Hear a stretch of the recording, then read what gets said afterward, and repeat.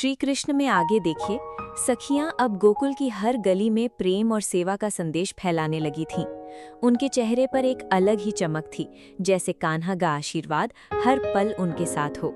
एक दिन गोकुल में एक अजनबी साधु आया। वो बहुत थका हुआ और कमजोर लग रहा था।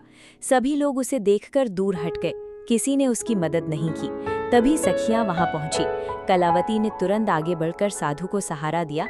आइए बाबा, आप थक गए हैं, पहले आराम कीजिए। दूसरी सखियों ने पानी और भोजन लाकर दिया। किसी ने उनके पैर धोए, किसी ने उनके लिए आसन बिठाया। साधु की आंखों में आंसू आ गए।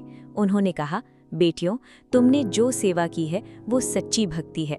सखियां मुस्कुराई। हम तो बस वही कर रहे हैं जो कान्हा ने हमें सिखाया है।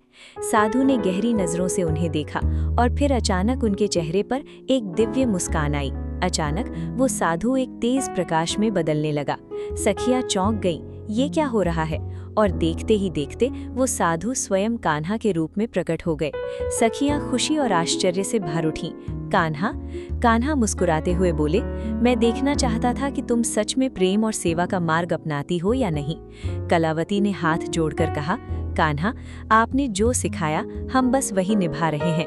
कान्हा ने आशीर्वाद देते हुए कहा, याद रखना, सच्चा प्रेम वही है जो बिना किसी स्वार्थ के दूसरों की सेवा करे। इतना कहकर कान्हा फिर से धीरे धीरे अदृश्य हो गए। लेकिन इस बार सखियां मुस्कुरा रही थीं, क्योंकि अब उन्हें पता था कान्हा हर उस रूप में आते हैं जहां प्रेम और सेवा सच्चे मन से की जाती है। उस दिन के बाद गोकुल सिर्फ एक गांव नहीं रहा, वो प्रेम, सेवा और भक्ति का सबसे बड़ा उदाहरण बन गया।